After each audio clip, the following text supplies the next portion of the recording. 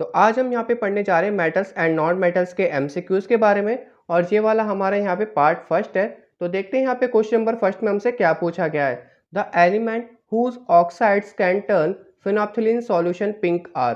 तो यहाँ पे कौन सा एलिमेंट का ऑक्साइड है जो यहाँ पे फिनोप्थिलीन सॉल्यूशन में पिंक कलर शो कर रहा है। फिनोप्थिलीन हमारे यहाँ पे क्या है, इंडिकेटर है, और वो हमारे यहाँ पे बेसिक सॉल्यूशन में पिंक कलर शो करता है। तो वो हमारे यहाँ पे कौन सा को वो हमें यहाँ पे बताना है।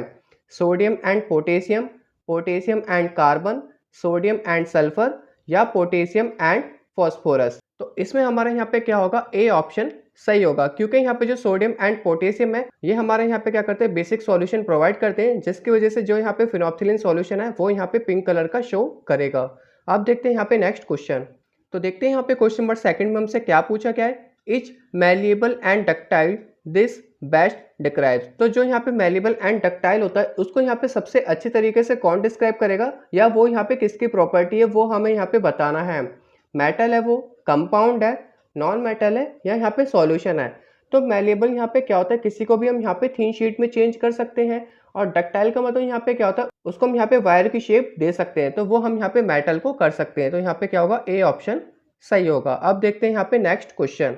तो देखते हैं यहाँ पे क्वेश्चन नंबर 3 में हमसे क्या पूछा गया है। One of the following is not a neutral oxide. तो इनमें से कौन सा हमारा यहाँ पे न्यूट्रल ऑक्साइड नहीं होगा, वो चाहे तो यहाँ पे बेसिक ऑक्साइड हो या हमारा यहाँ पे एसिडिक ऑक्साइड हो। तो देखते हैं यहाँ पे कौन सा ऑप्शन सही होगा। Carbon monoxide, water, nitrogen oxide, या यहाँ पे सोडियम ऑक्साइड। तो यहाँ पे हमारा क्या होगा, डी ऑप्शन सही होगा, Na2O। क्योंकि ये हमारे यहाँ पे क्या होता है, बेसिक ऑक्साइड होता है। ये हमारे यहाँ पे क्या है, बेसिक ऑक्साइड है। ये हमारे यहाँ पे न्यूट्रल नहीं है, ये हमारे यहाँ पे बेसिक ऑक्साइड है, जिसकी वजह से यहाँ पे हमारा क्या होगा, डी ऑप्शन सही होगा। अब देखते हैं यहाँ पे नेक्स्ट क्वेश्चन। तो देखते हैं यहाँ पे क्वेश्चन नंबर 4 में हमसे क्या पूछा गया है। A basic oxide will be form by the element. तो यहाँ पे कौन सा एलिमेंट बेसिक ऑक्साइड बनाता है वो हमें यहाँ पे बताना है।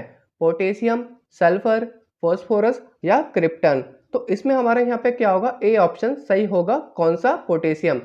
पोटेशियम जो हमारे यहाँ पे क्या होता है, बेसिक ऑक्साइड यहाँ पे क्या करता है, प्रोवाइड करता है। तो यहाँ पे क्या होगा, हमारा ए ऑप्शन सही होगा। अब देखते हैं यहाँ पे नेक्स्ट क्वेश्चन। तो देखते हैं यहाँ पे क्वेश्चन नंबर 5 में हमसे क्या पूछा गया है। An acidic oxide is produced by the element. तो यहाँ पे कौन सा एलिमेंट एसिडिक ऑक्साइड प्रोवाइड करता है वो हमें यहाँ पे बताना है। सोडियम, कार्बन, कैल्शियम, या हाइड्रोजन। तो इसमें हमारे यहाँ पे क्या होगा, बी ऑप्शन सही होगा। जो हमारे यहाँ पे कार्बन होता है वो हमारे यहाँ पे एसिडिक ऑक्साइड बनाता है। अब देखते हैं यहाँ पे नेक्स्ट क्वेश्चन। तो देखते हैं यहाँ पे क्वेश्चन नंबर 6 में हमसे क्या पूछा गया है। You are given a solution of silver nitrate, which of the following do you think can not displace silver from silver nitrate solution. तो यहाँ पे हमें एक सॉल्यूशन दे रखा है, किसका, सिल्वर निट्रेट का। तो यहाँ पे कौन सा ऑप्शन सही होगा जो यहाँ पे सिल्वर निट्रेट को डिस्प्लेस नहीं कर पाएगा। तो हमें यहाँ पे रिएक्टिविटी सीरीज की तरफ देखना पड़ेगा। जो यहाँ पे सिल्वर से लेस रिएक्टिव होगा वो यहाँ पे उसको डिस्प्लेस नहीं कर पाएगा। तो सिल्वर से हमारे यहाँ पे लेस रिएक्टिव कौन सा होता है, गोल्ड होता है। तो यहाँ पे क्या होगा, हमारा सी ऑप्शन सही होगा। और जो गोल्ड का सिंबल होता है वो हमारे यहाँ पे क्या होता है, AU होता है। तो अब हम चलते हैं अपने नेक्स्ट क्वेश्चन की तरफ। तो देखते हैं यहाँ पे क्वेश्चन नंबर 7 में हमसे क्या पूछा गया है। Out of aluminium, copper, calcium and tin the most reactive metal is. तो इनमें से हमारा यहाँ पे सबसे ज्यादा रिएक्टिव कौन सा है। तो आपको इसके लिए यहाँ पे रिएक्टिविटी सीरीज के बारे में पता होना चाहिए। Copper, calcium, tin and aluminium में सबसे ज्यादा जो यहाँ पे रिएक्टिव है वो हमारा यहाँ पे क्या है, कैल्शियम है। क्या है हमारे यहाँ पे, कैल्शियम। और कैल्शियम का सिंबल यहाँ पे क्या होता है, Ca होता है। अब देखते हैं यहाँ पे नेक्स्ट क्वेश्चन। तो देखते हैं यहाँ पे क्वेश्चन नंबर 8 में हमसे क्या पूछा गया है। The least reactive metal among the following is. तो इनमें से यहाँ पे सबसे ज्यादा लीस्ट रिएक्टिव मेटल कौन सा है। अगर मैं यहाँ पे चारों ऑप्शन को एक दूसरे से कंपेयर करूँ तो एक दूसरे से कंपेयर करने पे जो यहाँ पे सबसे कम रिएक्टिव है वो हमारे यहाँ पे क्या होगा, सिल्वर होगा। और सिल्वर का जो हमारे यहाँ पे सिंबल होता है वो हमारे यहाँ पे क्या होता है, Ag होता है। अब देखते हैं यहाँ पे नेक्स्ट क्वेश्चन। तो देखते हैं यहाँ पे क्वेश्चन नंबर 9 में हमसे क्या पूछा गया है। An element X reacts with hydrogen when heated to form a covalent hydride. If H2X has a smell of rotten X, the element X is likely to be। तो यहाँ पे आपको एलिमेंट X हर जगह दिख रहे होंगे, बट हमें यहाँ पे नहीं पता कि वो क्या है। बट इसकी यहाँ पे एक प्रॉपर्टी बता रखी है। अगर वो यहाँ पे हाइड्रोजन के साथ रिएक्ट होता है तो वो यहाँ पे क्या होता है, स्मेल करता है रॉटन एग्स के तरह, मतलब यहाँ पे सड़े हुए अंडे की तरह यहाँ पे स्मेल करता है। तो इससे हमें यहाँ पे पता चल गया जो यहाँ पे रिएक्ट होगा वो यहाँ पे क्या होगा, सल्फर होगा। क्या होगा यहाँ पे हमारा सल्फर। सल्फर अगर यहाँ पे हाइड्रोजन से रिएक्ट करेगा तो वो यहाँ पे क्या बनाएगा, हाइड्रोजन सल्फाइड बनाएगा। यहाँ पे क्या बनाएगा, H2S बना देगा। और जो H2S है उसकी जो यहाँ पे स्मेल होती है वो यहाँ पे सड़े हुए अंडे जैसे आती है। तो इसका मतलब जो हमारे यहाँ पे एक्स एलिमेंट है वो हमारे यहाँ पे क्या होगा, सल्फर होगा। क्या होगा हमारा यहाँ पे, सल्फर होगा। तो यहाँ पे बी ऑप्शन सही होगा। अब देखते हैं यहाँ पे नेक्स्ट क्वेश्चन। तो देखते हैं यहाँ पे क्वेश्चन नंबर 10 में हमसे क्या पूछा गया है, out of the following oxides the amphoteric oxide is. तो जो यहाँ पे एम्फोटेरिक ऑक्साइड होते हैं उनके पास दोनों प्रॉपर्टी होती है। वो यहाँ पे एसिड की तरह भी शो करते हैं, वो यहाँ पे बेस की तरह भी शो करते हैं। एसिड में हमारे यहाँ पे क्या होता है, प्रोटॉन डोनेट होते हैं और बेस वहाँ पे क्या करता है, प्रोटॉन को एक्सेप्ट करता है। तो यहाँ पे क्या करता है, इन दोनों में से ये किसी भी प्रॉपर्टी को शो कर सकता है। तो वो हमें यहाँ पे बताना है कि कौन सा ऑप्शन सही होगा। तो इसमें हमारा यहाँ पे होगा एल्यूमिनियम ऑक्साइड, जो कि यहाँ पे क्या होगा, बी ऑप्शन सही होगा। अब देखते हैं यहाँ पे नेक्स्ट क्वेश्चन। तो देखते हैं यहाँ पे क्वेश्चन नंबर 11 में हमसे क्या पूछा गया है, the metals which can produce amphoteric oxides are. तो यहाँ पे कौन सा मेटल है जो यहाँ पे एम्फोटेरिक ऑक्साइड प्रोड्यूस करता है, sodium and aluminium, zinc and potassium, calcium and sodium, या एल्यूमिनियम एंड जिंक। तो इसमें हमारा यहाँ पे क्या होगा, डी ऑप्शन सही होगा। जो यहाँ पे एल्यूमिनियम एंड जिंक है वो यहाँ पे एम्फोटेरिक ऑक्साइड प्रोड्यूस करते हैं, जिनमें यहाँ पे दोनों ही प्रॉपर्टीज होती हैं, एसिड की भी एंड बेस की भी। अब देखते हैं यहाँ पे नेक्स्ट क्वेश्चन। तो देखते हैं यहाँ पे क्वेश्चन नंबर 12 में हमसे क्या पूछा गया है, an element X forms two oxide XO and XO2। The oxide XO is neutral but XO2 is acidic in nature.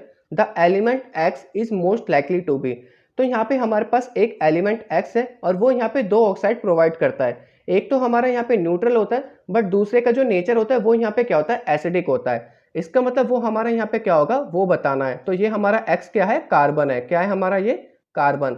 तो कार्बन यहाँ पे XO जो प्रोड्यूस करता है ये हमारे यहाँ पे क्या है, कार्बन मोनोऑक्साइड है। तो जो हमारे यहाँ पे CO2 प्रोड्यूस होगा वो हमारे यहाँ पे क्या होगा, कार्बन डाइऑक्साइड गैस होगी, जिसका नेचर यहाँ पे क्या होता है, एसिडिक होता है। तो इसमें हमारे यहाँ पे क्या होगा, बी ऑप्शन सही होगा। अब देखते हैं यहाँ पे नेक्स्ट क्वेश्चन। तो देखते हैं यहाँ पे क्वेश्चन नंबर 13 में हमसे क्या पूछा गया है, the elements whose oxide can turn litmus solution blue are.